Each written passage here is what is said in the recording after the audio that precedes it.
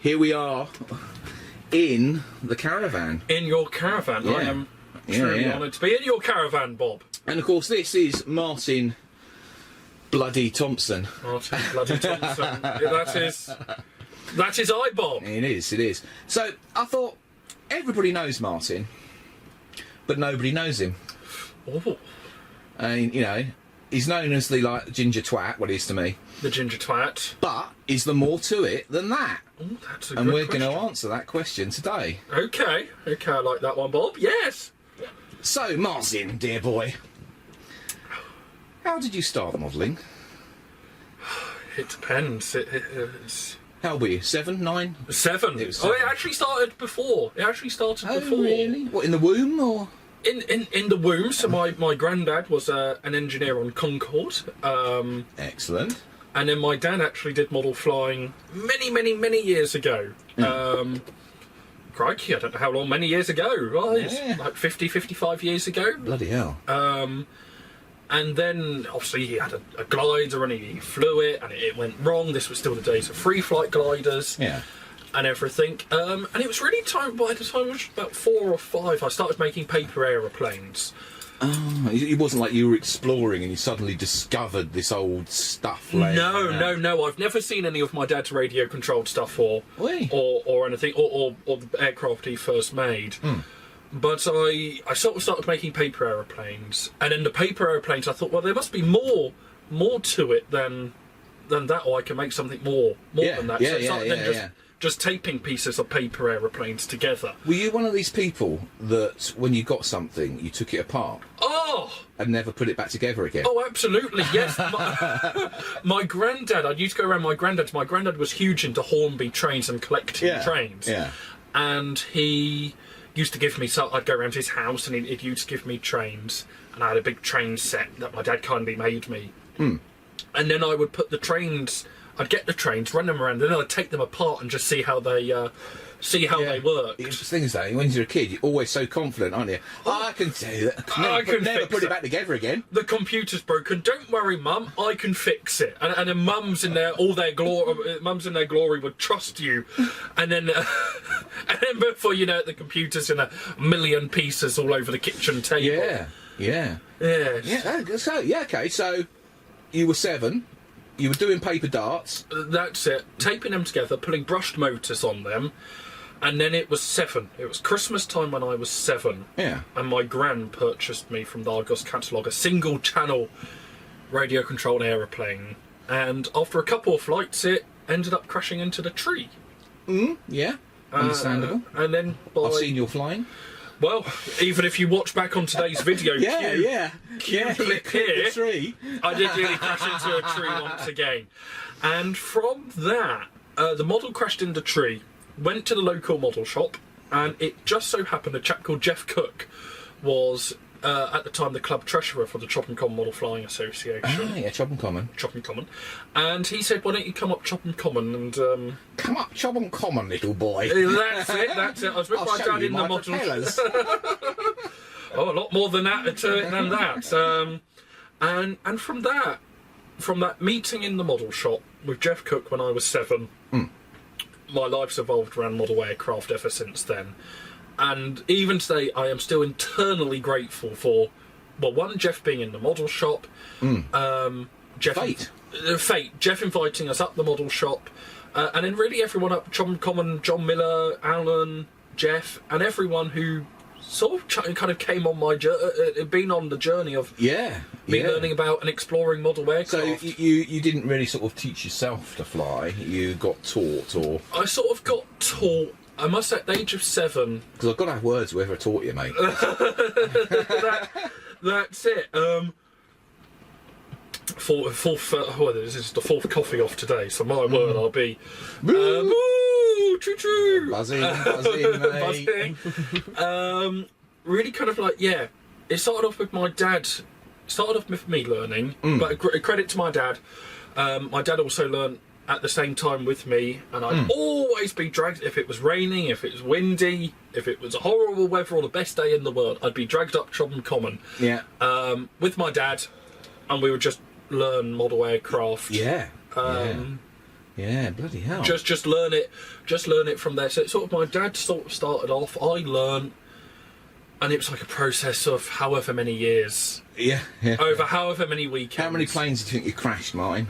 Oh, there's a famous line when I was on Channel 4 saying I'd crashed many aeroplanes, and I think, I don't know, I've crashed a lot. I used to experiment a lot. It was the early days of... Did it used to really upset you when you was younger? When you Bob, goodness me. I learned to fly on the Firebird Commanders, and for those who don't know what they were, Bob will kindly edit a video, and within this box there'll be a Firebird Commander. I hope your editing skills are that good. Well, of course they are. Oh, I can do anything. just so like you. Dream and believe, and it'll be okay. Yeah, exactly. And with the Firebird Commanders, they were not the easiest thing to fly, but then when people would crash their models or something would go wrong, I'd get given... I'd just say, can I have it? You were getting the hand-me-downs, weren't you? I was getting the hand-me-downs, and then I'd build them back together. And God, I was so happy. I used to enjoy gluing bits of old broken Graupner propeller back together. Not using them, but I just like putting propellers, gluing them back together. And then I owned a propeller. Like this is the level of my I get it. modelling was, and I vividly remember I had a Park Zone, the ready to fly Park Zone Mustangs with the geared 480. Yeah. And I did a bunt with one many years ago, or when I was learning to fly, and I did a bunt, and it didn't come out in time, and it just ploughed vertically onto the path. And my dad was furious, absolutely furious with me, and in turn that made me very upset, very angry that it crashed, and then progressed on to IC flying. So my first IC model for Christmas. You've still got all your fingers? I'm not saying anything. I'm not saying anything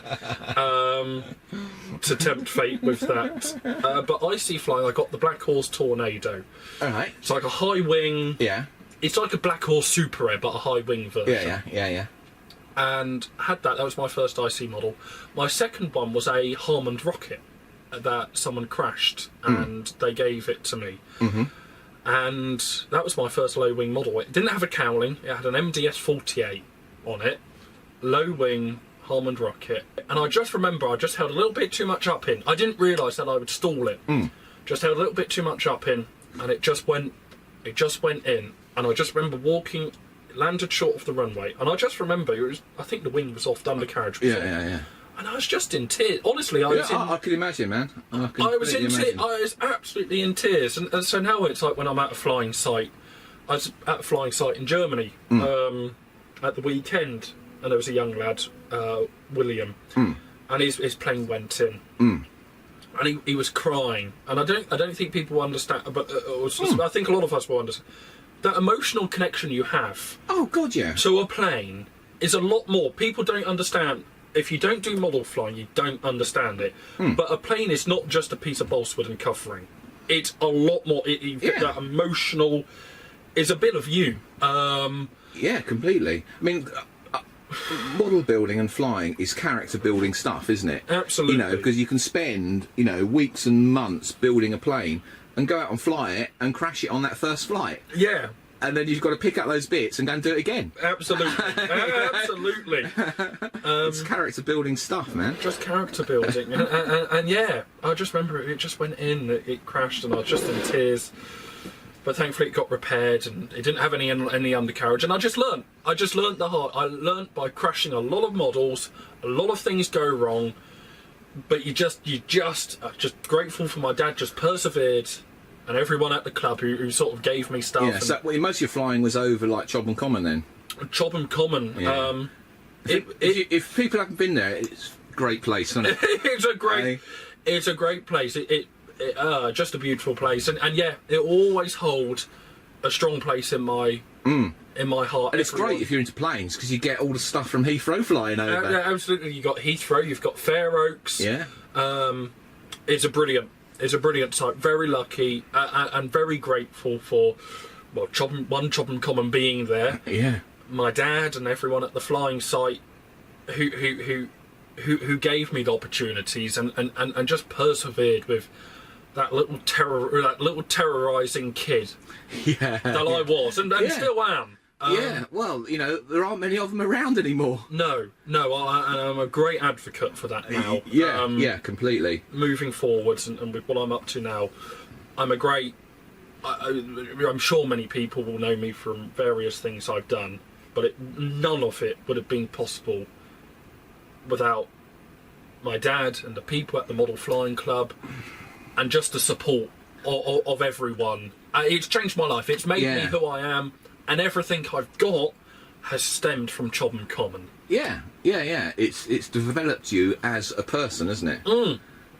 You know, as a person. What do you think you'd be doing now if you weren't into modelling? I honestly don't. Hand on heart, I honestly don't know, because everything I've got, everything I've achieved, and everything I've done has somewhat stemmed from model aircraft flying, the model aircraft flying community. I just have to look and forward to the kind of people who I went to school with. Who were you a nerd at school? Oh gosh. Or was you like one of the greasy losers? Oh, I didn't do well. I kept moving. Did you hate school? I did. But did you like subjects like, for example, physics? I liked physics. I always sort of I felt this like need to kind of go into engineering, or just sort of felt like engineering was a natural calling. Yeah. For me. But if I'm honest, I struggled. I struggled at school. I had various things. I had ADHD. Well, probably still got it. Definitely. You have fucking. Mate, you're up earlier than I am. I'm up. And if I want to get something done, I get it done. You are non-stop, aren't you? I'm always. I just can't. I don't think I've said anything. I don't think I've ever said anything, or definitely never had an interview so in depth. No, if I don't do something for 5 minutes, I just honestly feel like I'm failing. It's like yesterday.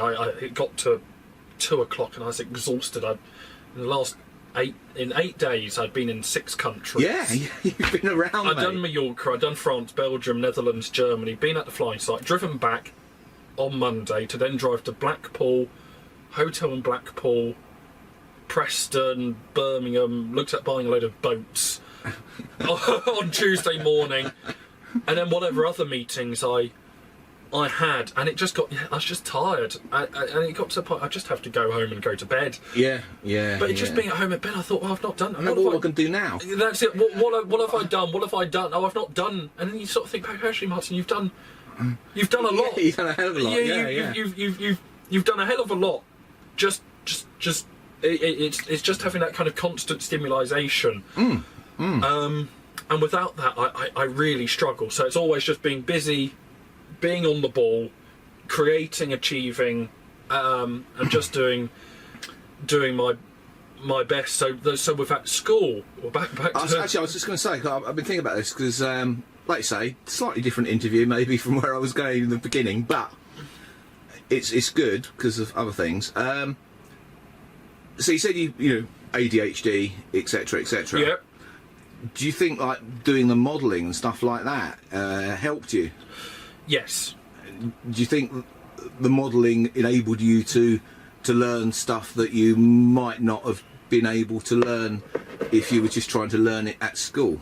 Yes. Absolutely. And not many people know. I don't know how many people. When I was 13, I was out of school for a year, and ITV did a documentary on me.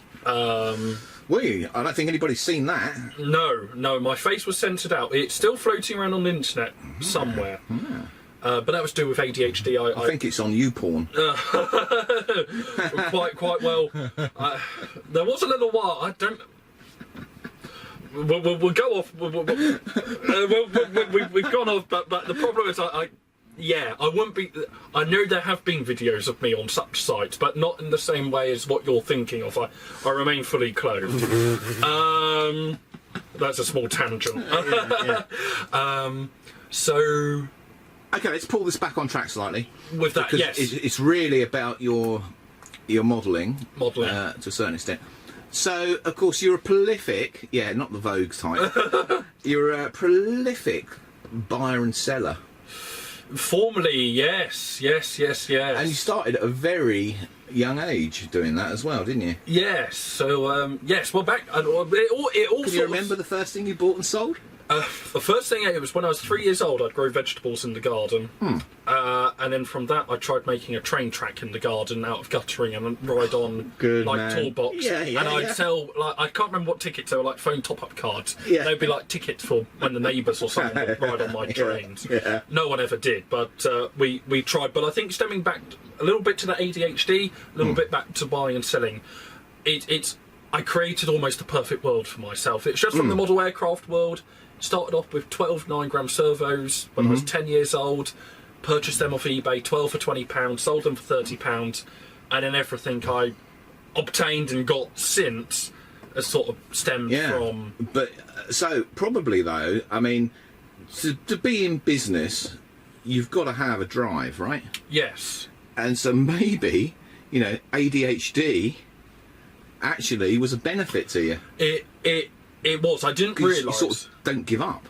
Never. No. Yeah. No. If I want, if I want something, if I want to achieve something,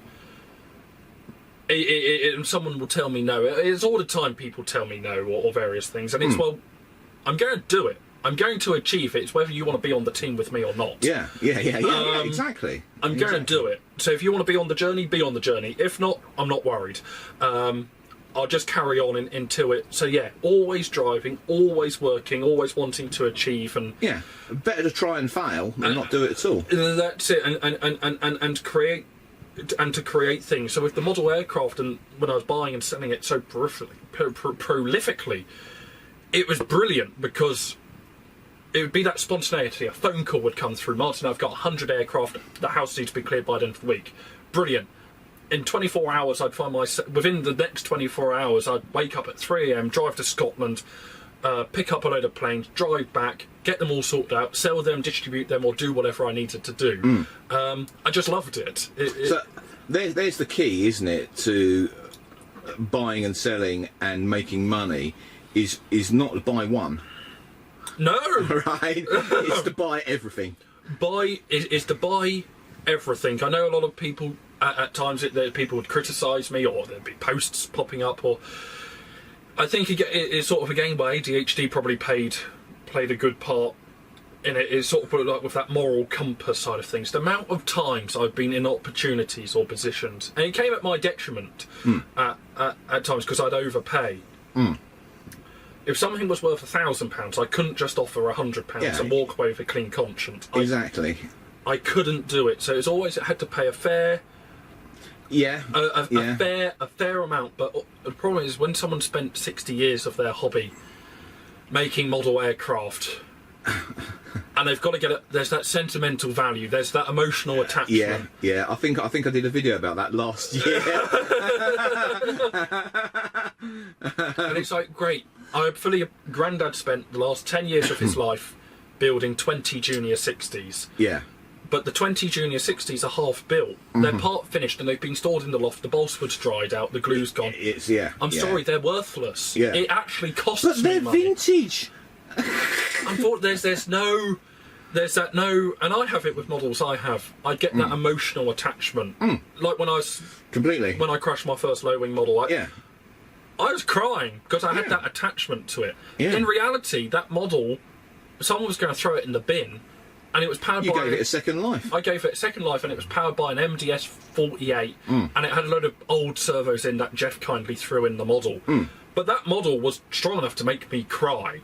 So I fully understand how people feel. But you see, you don't get that kind of thing, do you, with, like, modern interests, should we call them modern interests? You know, like kids just fucking playing on, like, you know, computer games and stuff like that. Yeah, don't get me started. I'm sure you feel the same. You know, traditional hobbies have gone by the wayside, haven't they? You know, where you've actually got to do something. It's like, you know, forget building a model. I'll just get a simulator. If I crash, I push the reset. Press the reset, or press the reset, or it's all sort of control. And with that, I've got I can't say too much annoyingly, but I'm very passionate about promoting aviation, promoting engineering. You are. It's a big thing I'm currently working on, just because I truly think it's like kids, people, humans. Yeah, in the last 100 years we've had technology or whatever it is. Whatever it is, but with modern technology and with phones, yeah, it's great. Just through my mobile phone, I can contact pretty much anyone in the world. Yeah. If I want to go to Australia and lie on a, or not lie on a, whatever I want to do. You couldn't lie on a beach. I couldn't. I'd for get multiple bored. reasons. One, I'm ginger, and two, I'd get sunburned, and three, I'd just get bored. Yeah. But it's like whatever I want. We're connected to the whole world through our mobile phones and everything, so it's a marvellous resource. But humans fundamentally haven't changed that much in the last couple of thousand years, or however long it's been. We're still the same people. We still want to be out doing things, and for myself, creating things. Yeah. So I don't think with technology we need to harness it, we need to utilise it. But as fundamental humans, we're still really the same. Yeah, completely. And I just look back on what I've done in my own life and what benefits have been given to me from the hobby, through being out there in the world, just hands-on doing things. I think there must be a lot more people like me. So just it's multi-skilled, isn't it? Oh, it's that's hell, the thing. yes. You need skills of being able to read drawings, for example, if you're building models, right? Understanding drawings.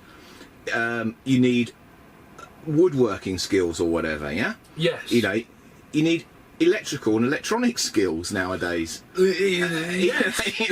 Soldering, something that we all soldering. It's easy. Yeah. Not for some people. But not for some people. Gluing something together or putting up shelves. The world of model air.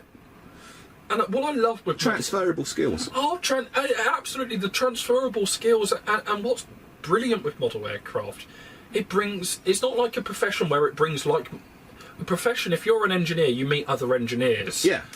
But with hobby, it's the model aircraft. It attracts. A lot of different people. Do you know what I'm amazed at? Is actually how many modelers that I've met recently are either airline pilots or ex-airline pilots, or and that's how they got into the full size. That's it. I actually, I was with the CEO of Thales, Alex, recently having a chat with him, and I just asked her. I said, Alex, what got you into Thales and everything? And it was really because, and he said this to me. He said, "But it was because I got given a model aircraft as a kid." That spoke to my interest in engineering. Engineering led me on to a job at Thales. However many years later, I'm now the CEO of Thales UK with 20,000 or so people, 8,000 people below him. Yeah. It's a hobby that attracts like-minded people, but whose professional lives are so diverse. I don't think there's a set with the model aircraft flying in the UK and the customer base. It stems, I think, just over 10,000 or so people I've dealt with, somewhere between about 10 and 20,000. I can't remember the numbers. I can contact pretty much any industry in the UK. Yeah. Just through the hobby, just through meeting like-minded people at air shows and events. Yeah. It's incredible. Yeah. So I mean, when I meet a modeler, I always like to find out, what they do. What they do. Because it's all about networking, isn't it, as well? It's very, very useful to know, that person's an expert in electronics. Right, okay. Store that in the back of the memory for a later retrieval when I need to do something. Absolutely. And it's just amazing. But again, I didn't really appreciate that. I know we need to be conscious of time, but it's sort of one thing I didn't realise that. I remember when I was like 17, 18, I'd been selling things on Facebook for a few years, and people would start recognising me at shows. This was... people say, well, they couldn't miss you, could they? Well, no, but the thing was... like a fucking pedestrian crossing in the middle of a field. If it wasn't my hair, it's my face being so sunburned. Yeah. And it was just from that, people would sort of reckon, you're Martin Thompson. And honestly, I've been there, and I sort of came into the hobby as a no one. I didn't know anyone. It was just myself, my dad, and Tom Common. And I remember I was at Greenacres Model Flying Club many years ago. Many years ago, it was a flying. And I was so shy and so nervous. I spent the whole time sitting in my car. Yeah. Because I just didn't know. I thought I didn't know anyone, and I was just too shy or too scared to sort of go out there and talk to people. Yeah. No, I get that. And then through people just talking to me or people recognising me. So all the people who sort of did really thank you, because over the time, I had to learn. Well, if someone's recognised me, where are they from? Yeah. What brings them to the show? Yeah. How long are they going down? It's just really 3 or 5 questions I ask everyone. Or if someone recognised me, how long are you at the show? Someone's taken the time to say hello to you. The least I can do is just find out a little bit more about them. Yeah, because they've done the hard work. They've introduced themselves to me. Yeah. I mean, it's like, when I've been to shows and stuff, and people come up to you, or whatever. I'm always fucking humbled by that. I'm just a bloke in a shed. Yeah. Talking bollocks. That's it. You're a bloke in a shed. I'm just a bloke who likes model aeroplanes. Yeah. It's a weird thing, but it's good to inspire people, isn't it? Yeah. Yes. When someone goes, I've just got back into the hobby because I was watching your videos, or whatever. It's wicked, isn't it? And the weird thing was, yeah, that's it. People, they watch your videos, they get back into the hobby, and the thing was, it's I don't know if you do. I just do I just did the buying and selling and the things of that just because I simply enjoyed doing it. Yeah. I mean, you're a model lifer, aren't you? Well, you nearly weren't. You went away. I did. We'll get onto that in a minute. we can get. Oh, we have acquired a cat. So yeah. That's it, model lifer. I didn't realise, hand on heart, Bob, and might get a little deep. It was when I stepped out of the model aircraft world last year. I didn't realise how much it meant to me, and I didn't realise how. I didn't realise how fortunate and how lucky I was to be immersed in such a fantastic world. Yeah. With everything. Yeah, no, I can imagine that. So.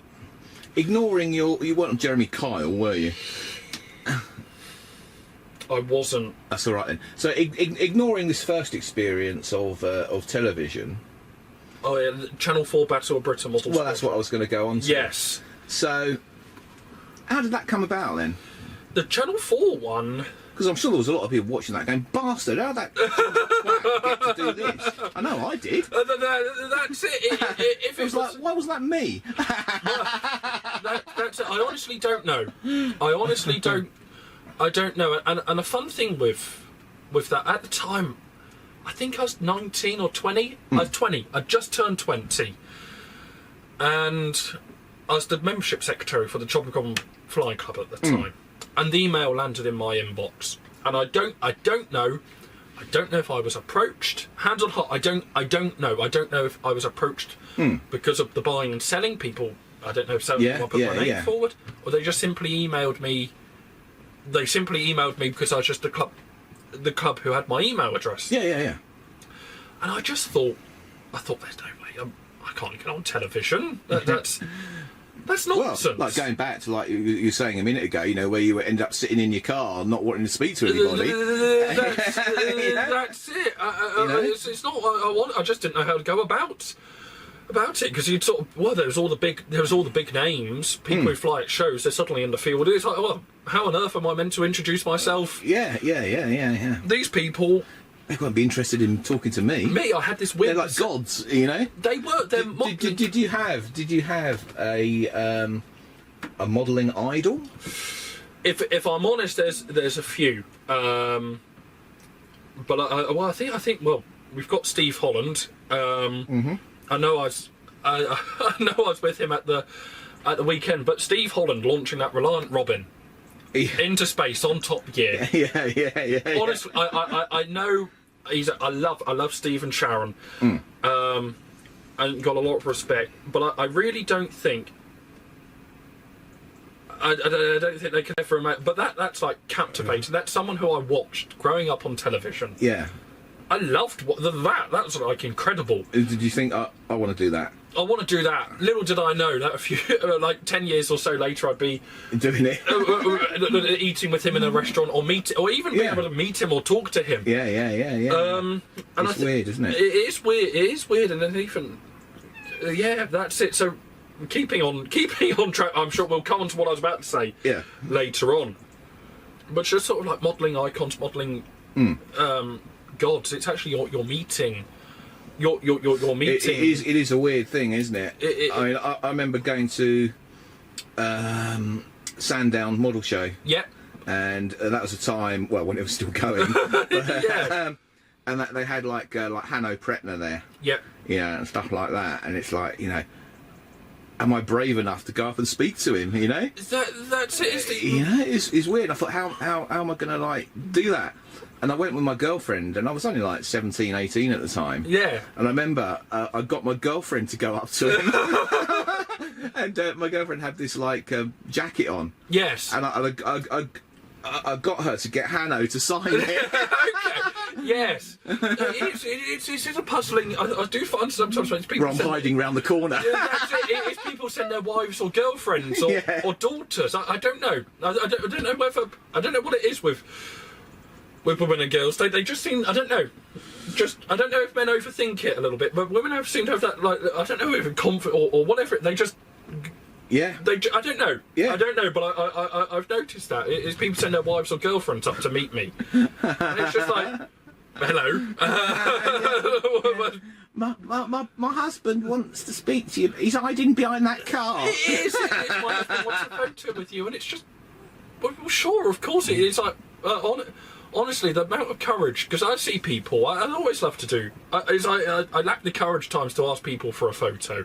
So for someone to actually have that courage to come up and ask for a photo, or completely, an autograph, or me to sign their plane, or whatever it is, honestly, hats off. I always love it and always treasure it. Yeah, exactly. I mean, it's like, I've like I said, I've been to a show, and then I've done some videos or whatever, and said, "Oh, I saw you at that show," but it didn't fucking come up to me. Just say, I'm just a guy. I'm just a bloke. And probably, like you were saying with when you sent your girlfriend up to get Hanno to sign her shirt, you understand kind of what you see someone, you think, oh, you kind of get that impression of like, what do I do? So I always think it's like. Well, that was that God status, though, isn't it? Status, they're up on a pillar. That's fucking Hanno, man. It's Hanno. Well, you're Bob from RC Model Geek. It's weird, isn't it? And people actually. Probably not so bad now because of social media and YouTube and everything. Where anybody can do it. But back in the day, if you were famous in that industry or genre or whatever, you were. You're a god. I think people watch you or people see you on social media, and it's quite easy for them to get that illusion or impression, not in a bad, or in whatever way you want to take it.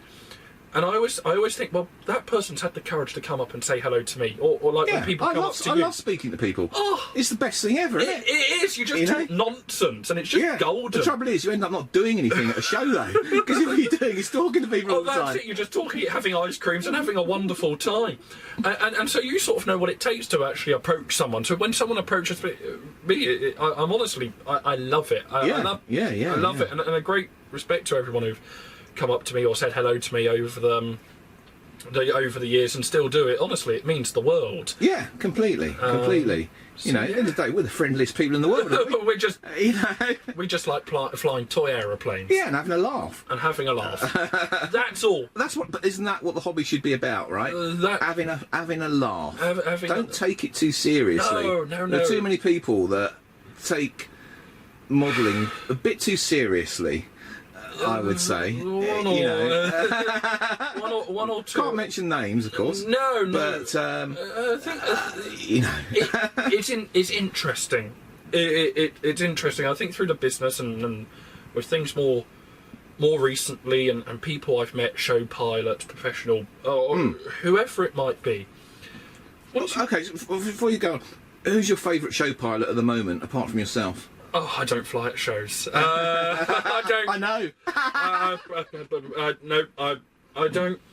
I think I couldn't pick out a particular I can't pick out a single person. But what I would say, when it comes to show flying, I do a lot. I do a lot at different model shows or on flight lines of different shows, and I really think it's just like it's a big collective to everyone who flies at shows. And I think very much so. Sort of the amount of nerves I get when flying at shows or flying in front of people is unbelievable. Yeah, I can imagine. So for people to actually overcome it takes a certain skill, doesn't it? Skill. Yeah. For someone to overcome that and fly at a show is incredible. And definitely what I'm really enjoy seeing at the moment, sort of like the younger. You've got RJ Aero Team. You've got AZA and AZ Aerosports. Yeah. And all the other teams. I'm sorry if I missaid or forgotten somebody. Or forgotten somebody, but it's all like the youngsters. You've got the young people. That interest and fascination of flying is still there. Okay, I know we keep going off on tangents, but things come up, and I think, right. Okay. here's a good little thing. What do you think about model shows nowadays, and the fact that a lot of the stuff that's being displayed, flying displays, is pretty much for the normal modeller, unobtainium? I think with does that make sense? I think with that it's interesting. Naturally, we're working on a few things, Bob. So we'll keep them under wraps for the time. Yeah, completely. For the time being. But like, I'm older than you, so I can look back slightly at what it was like in the 80s and stuff like that. And you'd go to a model show, and it was every cottage industry modelling company was flying their stuff. Yes. Now you go, and you've got like Steve Carr, yes. blah blah blah, super massive stuff. Yeah, and I mean it's great, but every show is the same. Oh. and the average modeller is never going to be able to afford it. It's in as a concept. I mean, I like seeing it as well. Don't get me wrong. That's it. But you then don't see any of the smaller stuff, and then when they do have smaller stuff, it sort of gets hidden by the fact that there's a half-scale yak flying. Do you know what I mean? Yeah, that's interesting. I must say, I know Steve through flying at the shows and I wasn't having a dig at Steve. Oh no! I was just. It was just an example. Steve's a good promoter for aura cover, the amount that's required for covering that plane. Yeah. Got shares. I honestly, with that, because Steve is a godsend. Because at the shows, the amount of people who book in to fly, and then they don't actually turn up or fly. It's annoying. Annoying. So actually, Steve is a marvel. A lot of the pilots. They actually fill in slots where people were meant to be flying, like the 46 size trainers, and things. And it's actually quite annoying. So I think with that is people wanting model shops out there, or people wanting to promote their own stuff, or people making kits. Just either contact myself or contact one of the teams. People are more than happy to fly your models or put on a display of what you're offering. And I've seen it myself. I remember a few years back. Wings and Wheels, MWM Warbirds had a load of FMS Hawks, and they were only flying for about 3 minutes or so. And I think they had pre-sold 20 just through that 3-minute flying display. Yeah. So the people go to the show. People want to see stuff they can afford and buy. There's 30-odd thousand people in the country that do model flying, so it's hard to fill one slot with models that appeal to absolutely everyone. Yeah. People enjoy watching the big stuff. People enjoy seeing the fast jets. People like seeing that spectacularness. But then also people love to see models that they can go out and buy. People at the show, they've got money to spend. They want to buy something. And the amount of times you see on like a Sunday evening, Sunday afternoon, people are going home from a show. They've not spent any money. They've got a couple of grand. Well, a couple of £100, a couple of grand, or whatever they've taken with them. They want to spend it. They want to go home. They want to buy something. Yeah. You want to see people walking out the gates with fucking planes under their arm. Absolutely. So people. That's with the shows. It's more, instead of a thing for pilots or people that are flying. If anything, it's more of a plea to people to get your models on the flight line. Yeah. It's not as hard as you think it is. Just No. Get your A or B certificate. get your A or Go B and have a certificate, laugh. have a fly, and really with And make your own models. Design your own models. Absolutely. It ain't rocket science, is it? No, and that's where it is. I can see it from myself. I was a 7-year-old. I got into the hobby as a 7-year-old. I didn't know anyone. When the first shows I was at, I was hiding in my car because I was too shy or scared to talk to people. Yeah.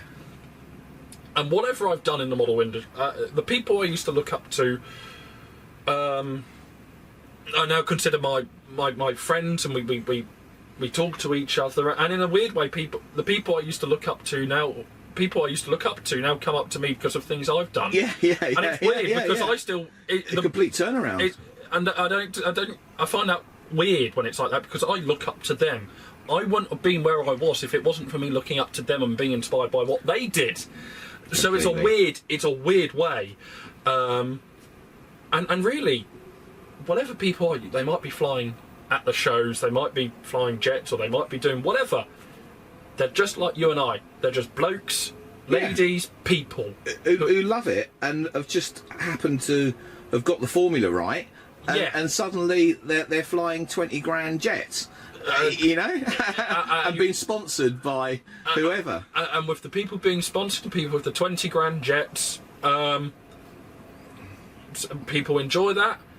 You speak to them, and it's actually the most fun I get is flying the Bixler I got for 20 quid. I love Bixler. You love a Bixler. And that's what's amazing. It's like with all these people at the shows, it just stems back.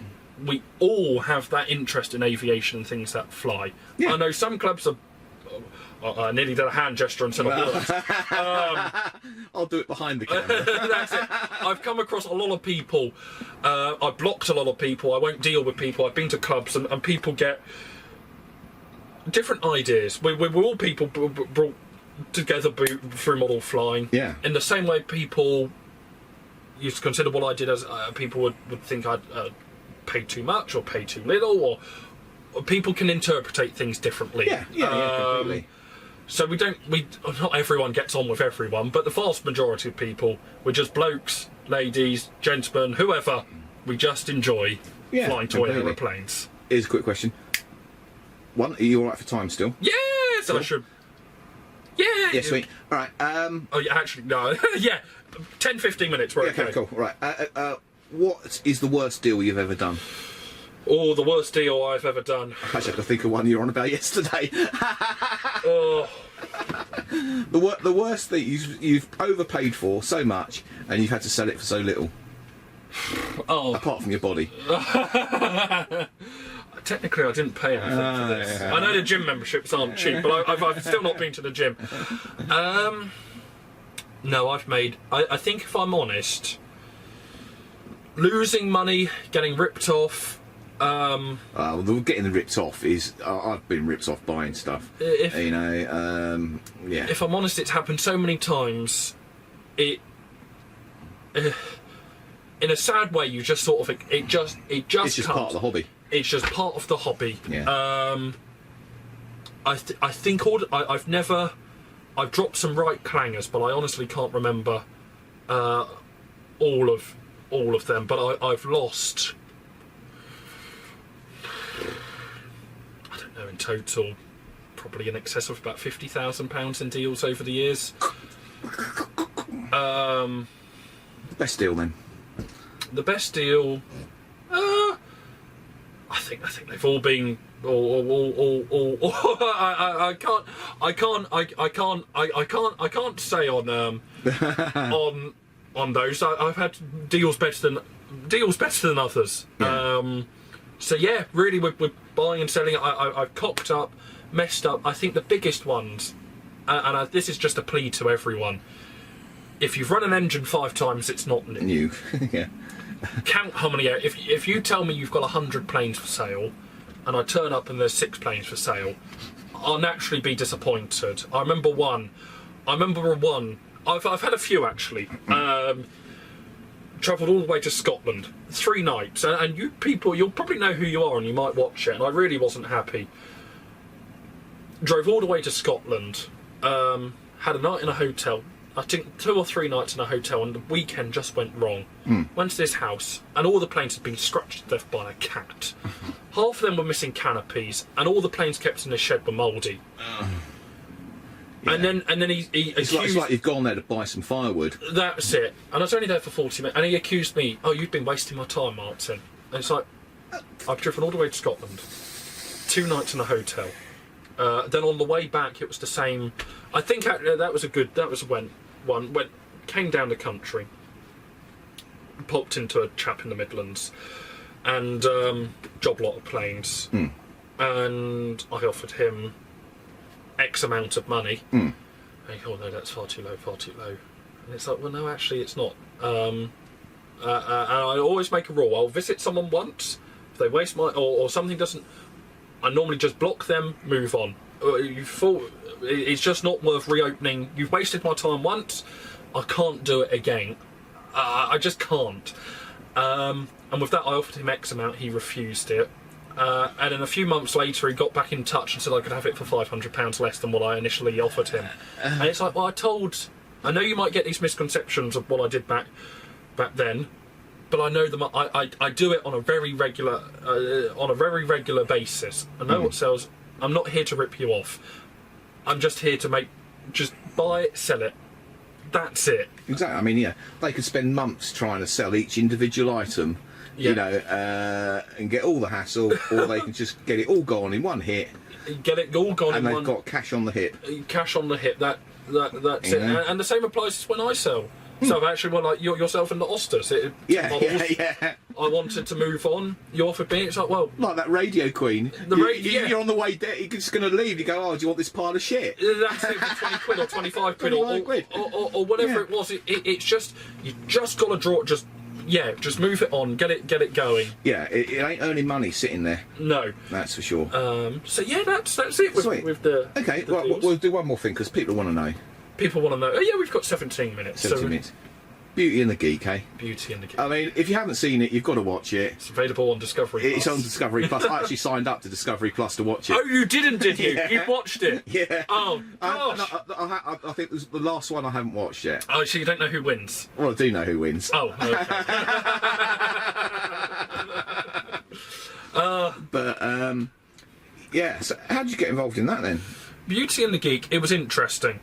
And I've not actually spoken publicly. So this is an exclusive. It's an exclusive. Exclusive. We'll put that on Twitter later. Exclusive interview. With Martin Thompson of Beauty and the Geek. Winner. Winner, yeah, exactly. Call up the Daily Mail and Sun.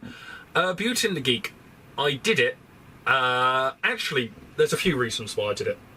One was it was filmed in April last year, so 2022.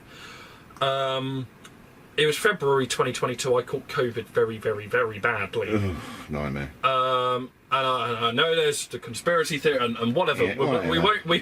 Wank wank. We won't go into those or something. But just from my perspective, I got in my mind. I've caught something, and I caught COVID for just simply hugging someone. Yeah. And I thought if I could catch COVID so easily, something that has affected the whole world. Yeah. Just simply through a hug. What is there in life that I thought I'd better kind of explore, or what I haven't? And really for myself, it was just I thought I'd better try to experience the world dating, the model aircraft world, the model aircraft props world, and cocks, props and flocks. Oh yeah. Is sort of through the model aircraft world. I bet a lot of people have been divorced. A lot of reasons I purchased job lots was someone's getting divorced or things didn't work out. Being sold by their wife. As spite. There's a fun story. About a what for. I could limit it to 30 seconds. Was I purchased a fuselage from a wife who said her husband had run away. Yeah. A few months later, I was at the Nationals and I purchased the wing. The chap didn't have the fuselage for some reason. Yeah. It turned out it was the matched pair. So I got the fuselage from the wife whose husband had run away, and the husband must have been hasted and taken the wing to the what for, so I was able to join the models together. That was hilarious. But with Beauty and the Geek, so I thought I just want to experience the world of dating. Yeah. And everything. So I got asked, or sort of a long story short, they wanted someone who did model flying. Yeah. On the show. Yeah. I thought, well, this might bypass all the hassle of dating and all of that nonsense. So, here's a question. So, the girl you got paired up with in the end, because you got paired up with somebody else in the beginning, Yes. didn't you? What's her name? I can't remember. You can insert a caption with the name, but we I can't remember. we can't remember. Anyway, when you was letting her have a play with your joysticks, Oh, the model aircraft. Yes, the transmitter. and was joystick. standing behind her, Yes. did you get a boner? I did not. No. Well, no. I've got to go careful with the questions I answer. I won't let on any other bits. We won't let on. No, I think really, with Beauty and the Geek, it was a great experience. Yeah. Of sort of like the. Okay, here's a question: how fake was it? Again, I can't answer. I can't answer. I will say from my perspective, though. Yeah. And I can answer is what people have asked me, Yeah. or what people have thought I did it for. Yeah. Oh, it's like you got your 5 minutes of fame, 15 minutes of fame, and everything. The reality is, it's like you and RC Model Geeks and what's come of.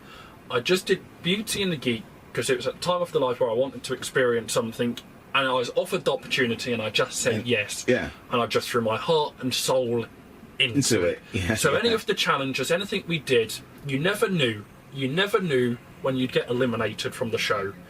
Yeah. With the challenges, some challenges went better than others, and honestly, what I can is like in the challenges, you just had to give it your all. Yeah, those challenges were funny. People have got to watch it. People have got to watch Some of those challenges were brilliant, weren't they? It was hard. It was honestly hard. You never knew when you were being eliminated. So really, just from a personal thing, it was just I've just got to give it my all. It was painful. It was hard. I spent all night sometimes. Just sort I bet of. you did. I just spent all night sometimes just sort of talking to myself in the mirror. Right, Martin, this is something I want to say. This is. I've not done these things in my life before, Yeah. or not to this extent. It just sort of. I couldn't beat around the bush. I just had to be honest. I just had to. You just went for it. I just went for it. Yeah, and I just threw my heart. I threw my soul on the lines. You only live once. You only live once, and everything. It wasn't an easy. Anyone who knows me well knows it wasn't an easy journey. It was hard. It was hard. It was painful. It was a whole mix of emotions, but I just gave it all I could in that moment in time. So Yeah, wicked, man. That's it. Yeah, how fucking awesome. But anyway, like I say, you won. I won. Winning a reality TV show, I'm sure that's what I did. If I'm honest, yeah, I won. There's not really the thing. What I think the best way to explain what I did or explain that feeling was I was with some X Factor winners recently. Because that's the other thing, isn't it? Doing like Beauty and the Geek has sort of opened up other things for you, isn't it? It's opened up a whole Meeting other B-list celebrities. that's it, or whatever it is. So yeah, I've literally travelled around the world. It's a weird, and again with celebrities, it's same with model flying. They're just people. Yeah.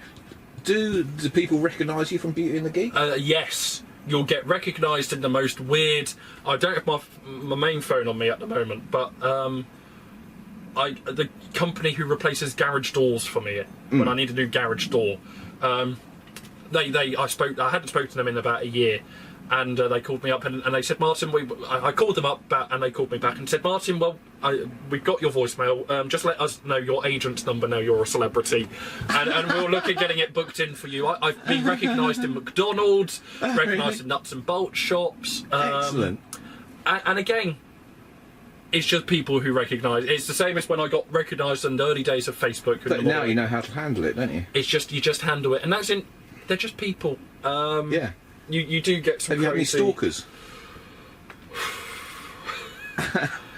All I can say to any stalkers or anyone watching it: thank you for tuning in, and thank you for watching the whole video on RC Model Geeks. I think we had to be watched out for super fans, super fans, that's and some people. But no, I was quite lucky because anyone who watched the show, or people they'd follow me on social media, they'd also buy my book. Yeah, Martin, yes, and the book, and that's it. So yeah, I just took the bull by the horns. I just rolled with it as far as I could take it, and just did as much good. So yeah, Australia, meeting those people. Yeah, and really,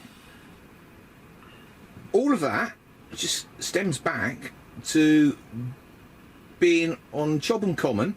Yeah. In the wind and rain. In the wind and rain. Flying a model aeroplane. Flying a model aeroplane. That's what it all stems.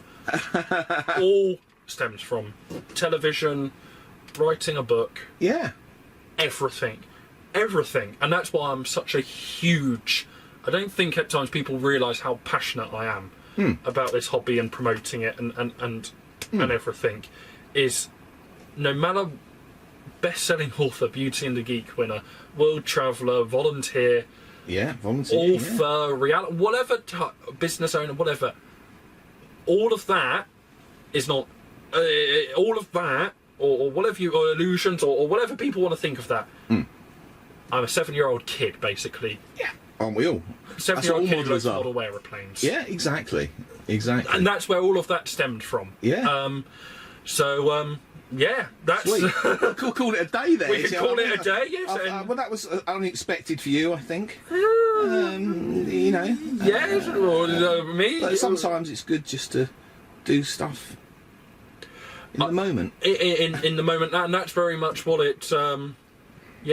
just say yes to opportunities. Do things in the spur of the moment. So, in the comments... yes? Yeah, in the comments, twat or not.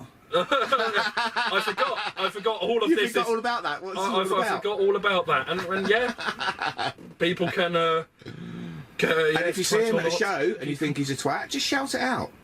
Oh, no, please. No, I've had enough. I've had enough. And actually, the reason I used to have with the Rupert the Bear outfit, and people would start pickpocketing, and people would get. You could be the novelty act at model shows. You could dress up as Rupert the Bear. I used to, but that was the whole spotted craze on it. It went spotted, then it went bubble wrap, then Haribo's. There's always been a trend or a phase or something on the internet. No, I think I'm just a bloke who likes model. Exactly. Bloke who makes model aircraft. And yeah, that's all I can say. That's all I can add. Like, comment, and subscribe. Yes, because we'll end this. Otherwise, you'll be here all day. We'll be here all day. And Martin Thompson, Martin Thompson. No worries, Bob. Buddy. Thank you for having me. Thank you for having me on. We'll catch you all later. Thank you for watching Captain Rob's RC Model Geeks. If you enjoyed the video, don't forget to click that like button. If you want to see more of the same type of videos, don't forget you can subscribe. If you want to support us, you can use PayPal, paypal.me/RC Model Geeks. If you want to contact us, you can email us rcmodelgeeks@gmail.com. We look forward to seeing you in the next video.